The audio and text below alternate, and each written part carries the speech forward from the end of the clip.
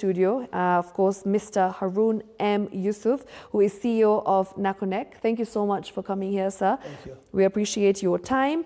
And for those who don't really know what exactly NACONEK is and what it does, maybe you can tell us more about what exactly NACONEK is to start off with, and of course, what is the mandate of this institution?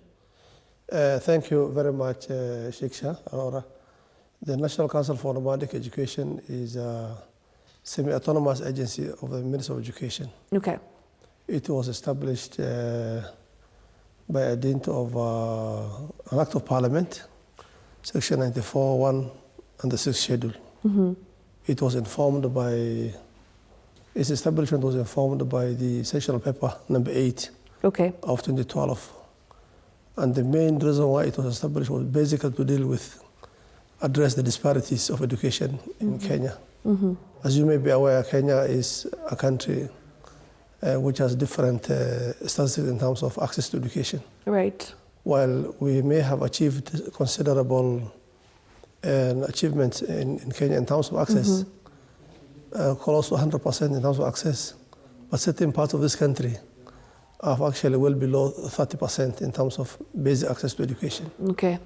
And this is largely occasioned by contextual challenges that were unique to those specific areas.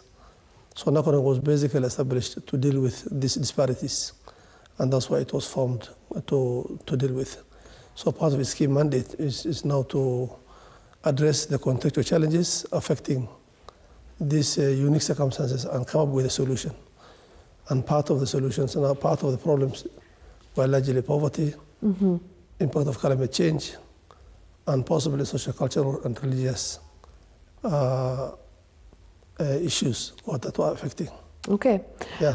So what are some of the interventions of the council with regards to underserved regions especially? One of the key interventions, number one, was to unlock the challenges. For example, now we did a number of studies to show that the major problem in the area was largely the impact of climate change. You see, the community in the Asals were largely pastoralist, and they were dependent on nomadism as the main economic mainstay. But this has not been tenable because of the impact of climate change. You realize that the cycle of drought was becoming much more closer than ever before. Yeah. And if it rains, the floods were also disastrous in their own ways, sweeping away institutions, toilets, and the like. Meaning that the communities were not even able to pay for the hidden cost of education. So these were now some of the key issues that were now affecting. And we came up now with a number of strategic interventions, including making sure that there's water in the schools, ensuring that there is, education ministry were not dealing basically with water. Yeah. We were dealing with the issue of delivering education, textbooks, classrooms, teachers, and the like. But in such environment, water is very key, food is very key, energy is very key. So now we came up with a strategy for ensuring that we have got sustainable water, food, and energy solutions for the schools. And food has been actually one of the key interventions, school meals more so, to keep learners in school and over time. And that has actually shown a number of success. So those were some of our strategies. Okay. Now you have mentioned that you have had some strategies which include the feeding programs in schools especially. Maybe you can highlight what are some of the key objectives that have been achieved in this feeding programs in the schools? Yeah, school feeding program has actually been, this has been a magnet, attracting learners to school. Okay. You realize that children were coming to school basically to feed. Yeah.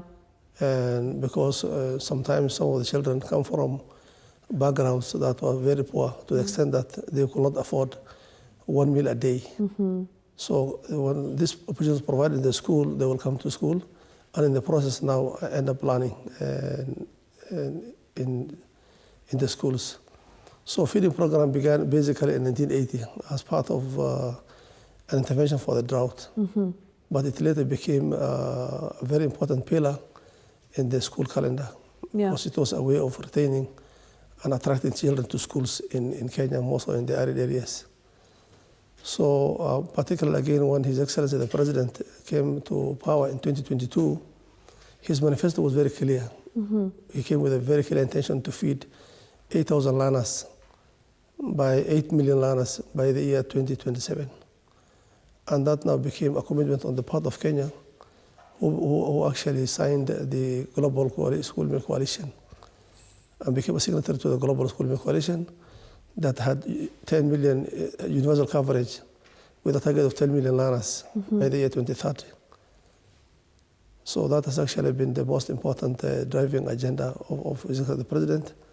And that is now what actually today brought us together to have a conversation on how to deal with the challenges of clean cooking in the schools. Okay. Yeah. You mentioned challenges. Maybe you can also highlight some of the key challenges that you've been facing during this feeding program in the schools. Yeah, one of the challenges that we have been experiencing was largely because of there was a need to feed learners on one hand by government. Yes. The government came with a very clear intention to feed 10 million learners by the year 2030. But again, the challenge was that how do you do this going by the fact that in Kenya, 90% of the schools are dependent on firewood as a source of energy. Yeah. So the impact on the environment is becoming more clear on the grounds that His Excellency, again, the President has given a directive of 30% forest cover in Kenya by the year 2030. Yes. So on one hand, we need to do forest cover. On the other hand, we need to feed more learners. True. So how do you do the balance? This is now what actually brought and made the agency for school, clean cooking becoming very urgent, was because of now the need to balance the two important priorities. Okay. The 30% cover, and at the same time feeding the number of learners. So that is what has brought us to ensure that we now bring all the stakeholders together, our partners, the local manufacturers, and technology providers, to come up with a solution to this problem. Right. And the steam cooking now became handy, and that's what we have been discussing today. Okay. Yeah.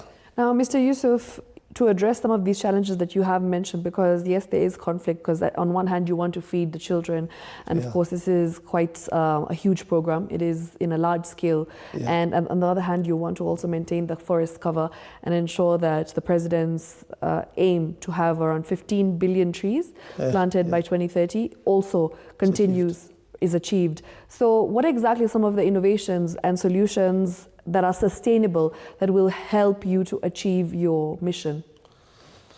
Yeah, so what coming to address the challenges that you've mentioned is that the steam-based clean cooking became a very important strategy to address the challenges. And how it works is such that we have brought all our technology experts, we have brought our, we broke the silos in government. We came up with a multi-sectoral committee involving the Ministry of Energy, Environment, Health, Education. Right. To come up with a clear strategy on how to feed our learners in a sustainable way, such that, and also on the fact that you also know that in Kenya today, the education sector is going through a reform program.